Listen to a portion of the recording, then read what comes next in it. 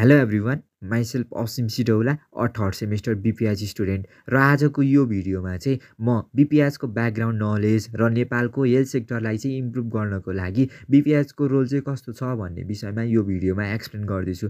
Normally हामी कुनै एउटा कम्युनिटीमा गएर त्यहाँको मान्छेहरूलाई क्वेसन गऱ्यौँ डक्टर भनेको के हो, नर्स भनेको के हो भनेर उनीहरूलाई सोद्धाखेरि उनीहरूले नर्मल्ली एन्सर गर्छन्।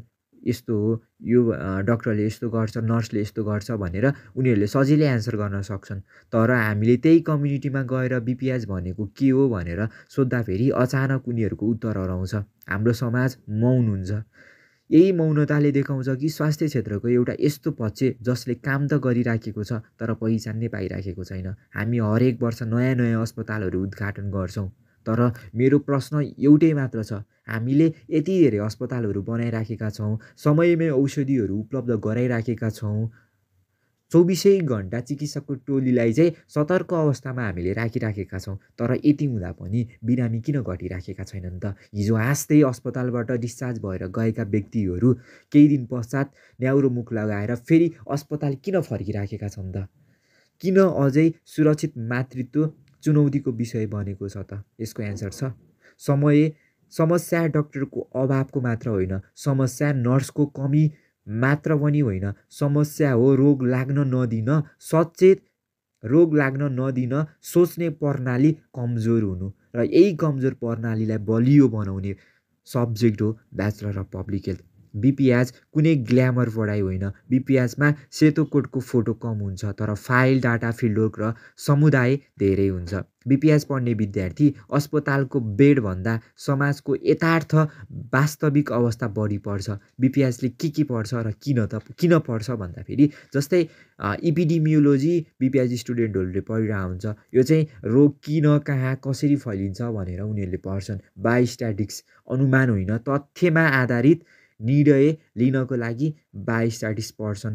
त्यसपछि गएर अर्को सब्जेक्ट छ न्युट्रिसन, खाना र स्वास्थ्य बिचको सम्बन्ध बुझ्नको लागि यो सब्जेक्ट पढ्छन्। यस्ता थुप्रै सब्जेक्टहरू पढेर बिपिएच स्टुडेन्टहरू ग्रेजुएट भएर हाम्रो सोसाइटीमा आइराखेका हुन्छन्। सो बिपिएचले एउटा प्रश्न सधैँ सोध्छ, समस्या किन भइराखेको छ? डक्टरले सोध्छ अब कसरी उपचार गर्ने? तर दुवै पब्लिक हेल्थ र डक्टर हाम्रो सोसाइटीको लागि, हाम्रो हेल्थ सिस्टमको लागि एकदमै आवश्यक छ। तर एकअर्का बिना दुवै पक्ष अधुरो छन्। कुनै गाउँमा झाडा पखाला फैलियो भने बिपिएचले औषधि मात्र खोज्दैन, ऊ पानीको स्रोत हेर्छ। कुनै ठाउँमा कुपोषण बढ्यो भने बिपिएचले बच्चा मात्र हेर्दैन, उसले आमाको शिक्षा, खानपान र गरिबी बुझ्छ। कुनै महामारी आयो भने बिपिएचले डर फैलाउँदैन, ऊ योजना बनाउँछ कसरी रोक्ने, कसरी सचेत बनाउने र कसरी स्रोत परिचालन गर्ने भनेर सोच्न थाल्छ। कुनै आमा सुरक्षित सुत्केरी हुन्छन्, कुनै बच्चा खोप पाएर जोगिन्छ, कुनै महामारी ठुलो क्षति हुनु अघि रोकिन्छ। यी सबैमा कुनै न कुनै ठाउँमा बिपिएचको सोच, योजना र मेहनत हुन्छ। तर दुःखको कुरा के हो भने समाजले के देख्छ? अन्तिम परिणाम मात्र देख्छ क्या। उसले बिपिएचको सेक्टरमा काम गर्ने मान्छेहरूको सङ्घर्ष देख्दैन। आज धेरै बिपिएच ग्रेजुएटहरू हाम्रो नेपाली सोसाइटीमा छन्। उनीहरूसँग सिप छ, ज्ञान छ, फिल्डको अनुभव छ, तर पद छैन, अवसर सीमित छ, निर्णय तहमा पहुँच नै छैन। कतिपय ठाउँमा स्वास्थ्य कार्यक्रमहरू चलिराखेका छन् तर त्यहाँ जनस्वास्थ्यको अधिकृत नै छैन। कार्यक्रम कागजमै सीमित छन्, अनुगमन कमजोर छ, प्रभाव मापन छैन।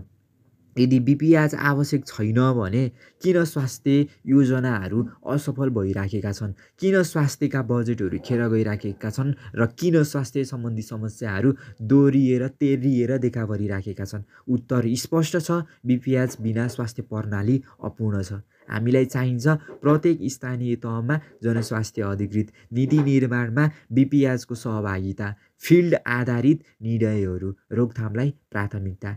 स्वास्थ्य भनेको केवल अस्पताल होइन, स्वास्थ्य भनेको समाजको सोच हो।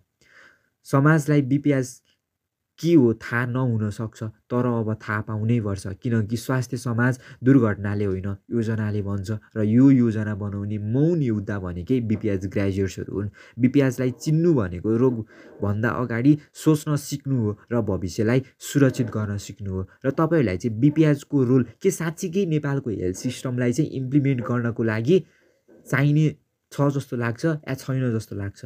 त्यो चाहिँ आफ्नो प्रतिक्रिया कमेन्ट गर्न नबिर्सिनु होला। र आजको यो भिडियो कस्तो लाग्यो सल्लाह सुझाव र प्रतिक्रिया पनि दिन नबिर्सिनु। र आजको लागि चाहिँ यति नै। हस्त, धन्यवाद।